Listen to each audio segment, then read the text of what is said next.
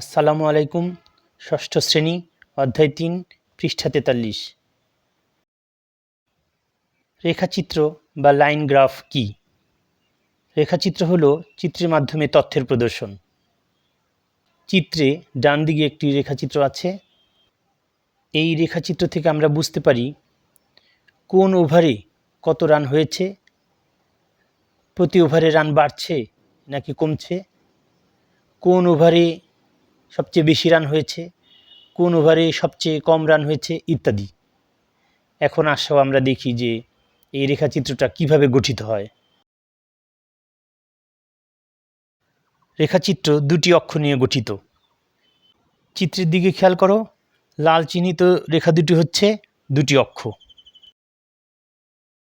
একটি অনুভূমিক অক্ষ বা এক্স অক্ষ, অন্যটি উল্লম্ব অক্ষ বা ওয়াই অক্ষ। মূল বিন্দু কি? এক্স অক্ষ ও ওয়াই অক্ষ পরস্পর যে বিন্দুতে ছেদ করে তা মূল বিন্দু। চিত্রটিতে খেয়াল করো, এখানে এক্স অক্ষ ও ওয়াই অক্ষ পরস্পর শূন্য বিন্দুতে মিলিত হয়েছে। এক্ষেত্রে শূন্য হচ্ছে মূলবিন্দু। রেখাচিত্র কিভাবে উপস্থাপন করা হয়? রেখাচিত্র বিন্দুর মাধ্যমে উপস্থাপন করা হয়। পরে এই পৃথক পৃথক বিন্দুগুলি পরস্পর যুক্ত করে রেখা তৈরি করা হয়।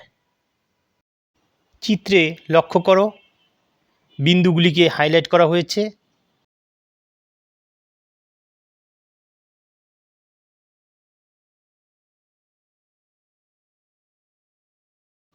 পরে বিন্দুগুলিকে যুক্ত করে রেখা তৈরি করা হয়েছে। এখন আসো আমরা দেখি এই রেখাচিত্রকে কিভাবে ব্যবহার করা যায়। এখানে এক্স এক্সিসে বা এক্স অক্ষে দেয়া আছে ওভার এবং ওয়াই এক্সিসে বা ওয়াই অক্ষে দেয়া আছে রান। রেখাচিত্র থেকে দেখা যায় যে প্রথম ওভারে রান হয়েছে ৮ এবং দ্বিতীয় ওভারে রান হয়েছে ১০। পঞ্চম ওভারে কোনো রানই হয়নি। ওভার ১০-এ সবচাইতে বেশি রান ১২ হয়েছে।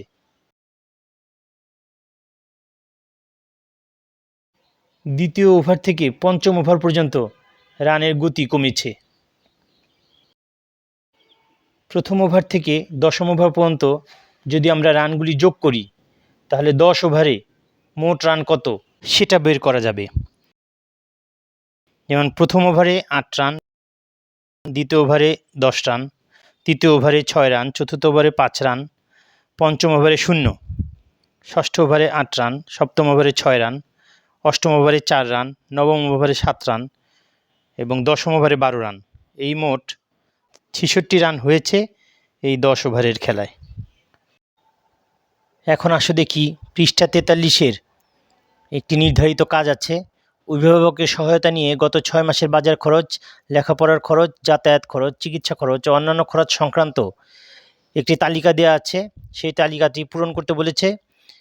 বিগত ৬ মাসের গড় মাসিক খরচের 10% পরবর্তী মাস থেকে সঞ্চয় করতে হলে মাসিক খরচের বিভিন্ন খাতের মধ্যে কিভাবে সমন্বয় করতে হবে তার একটি পরিকল্পনা তৈরি করতে বলেছে। একটি তালিকা দেয়া আছে, সেই তালিকা পূরণ করতে হবে এবং তালিকাটি ব্যবহার করে নিচের প্রশ্নগুলির উত্তর দিতে হবে। এখানে ক থেকে ঘ পর্যন্ত 4টি প্রশ্ন আছে। আমরা আগে তালিকাটি প্রস্তুত করি। তালিকাটিতে বাসায় বিভিন্ন খরচের খাত উল্লেখ করা হয়েছে এবং জানুয়ারি, ফেব্রুয়ারি, মার্চ, এপ্রিল, মে, জুন বিভিন্ন মাস দেওয়া আছে। এই বিভিন্ন মাসে আমাদের এই খরচগুলি কীরকম হয়, কত টাকার হয় সেগুলি লিখে ছকটা পূরণ করতে হবে।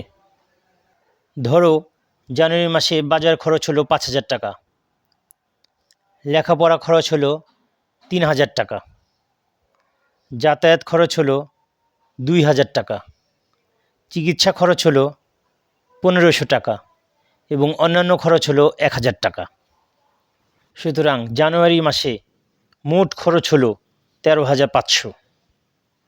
এভাবে অন্যান্য মাসের খরচগুলো লিপিবদ্ধ করি।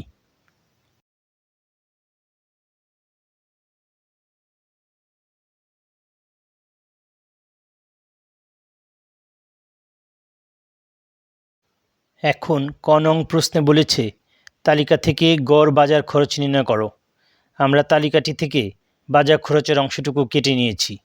এখন জানুয়ারি, ফেব্রুয়ারি, মার্চ, এপ্রিল, মে ও জুন মাসে বাজার বাবদ মোট খরচ বের করব। 6 মাসে বাজার বাবদ মোট খরচ হয়েছে 32,100 টাকা।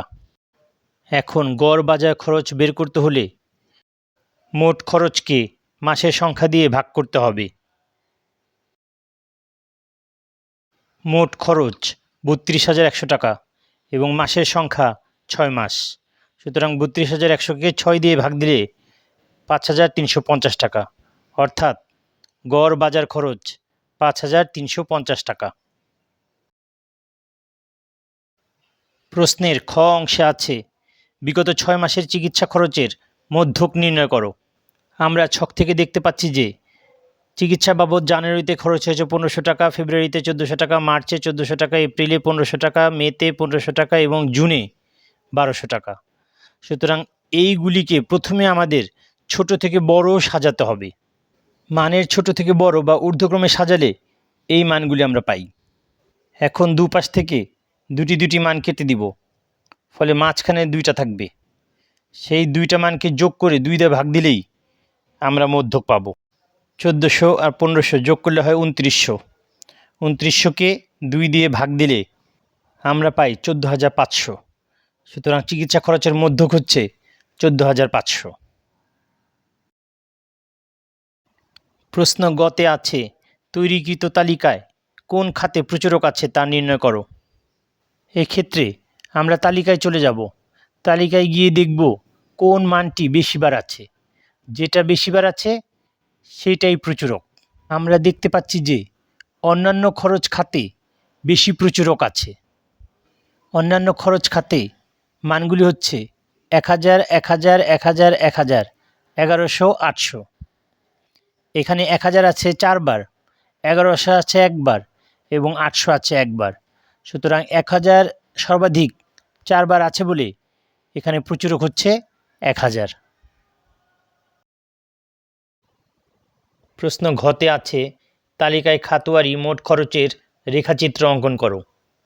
তালিকাটি থেকে আমরা দেখতে পাই যে জানুয়ারি মাসে খরচ 13,500, ফেব্রুয়ারি মাসে 12,000, মার্চে 11,800, এপ্রিলে 13,200, মেতে 13,700 এবং জুনে 14,000। মোট খরচের রেখাচিত্র অঙ্কনের জন্য আমাদের একটা গ্রাফ পেপার লাগবে। উপরে বিভিন্ন মাসে মোট খরচের হিসাবটা গ্রাফে তোলার সুবিধার্থে রেখে দিলাম। এটা একটা গ্রাফ পেপার। গ্রাফ পেপারের এক্স এক্সিস চিহ্নিত করছি। এটা হচ্ছে এক্স এক্সিস। এক্স এক্সিস বরাবর আমরা মাসের নাম লিখব। এটা হচ্ছে ওয়াই এক্সিস বা ওয়াই অক্ষ। এই ওয়াই এক্সিস বরাবর আমরা মোট খরচের মানগুলি বসাবো। ওয়াই এক্সিসে মান বসানোর আগে আমরা দেখব মানগুলির মধ্যে সর্বনিম্ন এবং সর্বোচ্চ কত, যাতে এই ওয়াই এক্সিসের মধ্যে সর্বনিম্ন ও সর্বোচ্চ উভয়ই আসে। আমরা দেখতে পাচ্ছি মোট খরচের মধ্যে সর্বনিম্ন হচ্ছে 11,800 এবং সর্বোচ্চ হচ্ছে 14,000। আমরা একটা রাউন্ড ফিগার 11,500কে মূলবিন্দু ধরলাম।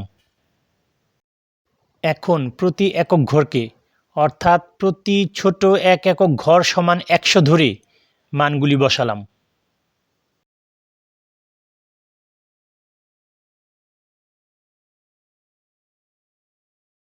জানুয়ারি মাসে খরচ হয়েছে 13,500 টাকা। এক্স অক্ষ বরাবর আছে জানুয়ারি মাস এবং ওয়াই অক্ষ বরাবর আছে 13,500। আমরা বিন্দুটি চিহ্নিত করি। ফেব্রুয়ারি মাসে খরচ হয়েছে 12,000। আশা করি বিন্দুগুলি খেয়াল করে দেখছো। মার্চ মাসে খরচ হয়েছে 11,800। এপ্রিল মাসে 13,200। মে মাসে 13,700 এবং জুন মাসে 14,000।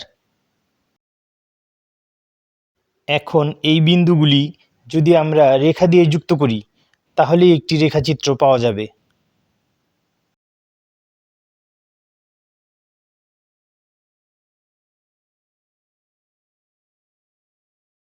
এখন রেখাচিত্রটি সম্পন্ন হলো।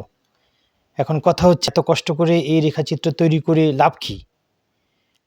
এখন এই রেখাচিত্রের দিকে একটু খেয়াল করো, দেখলেই বোঝা যায় যে মার্চ মাসে সবচেয়ে কম খরচ হয়েছে এবং জুন মাসে খরচ হয়েছে সবচেয়ে বেশি। এছাড়াও জানুয়ারি থেকে মার্চ মাস পর্যন্ত খরচ কমেছে, কিন্তু মার্চ থেকে জুন পর্যন্ত খরচ বেড়েই গিয়েছে।